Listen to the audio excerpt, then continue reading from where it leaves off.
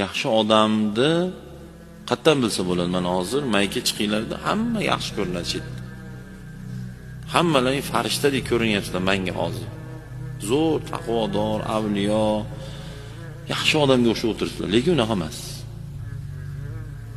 Mendan boshlab ichimizda hozir g'iybatchi ham bor, yolg'onchi ham bor.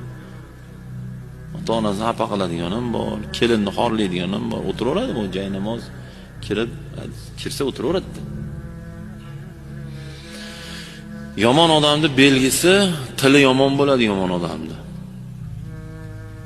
Hoji bo'lsa ham, domla bo'lsa ham, qori bo'lsa ham, mulla bo'lsa ham, imom bo'lsa ham, eshon taqsir bo'lsa ham, kim bo'lsa ham tili yomon bo'ladi yomon odamning belgisi.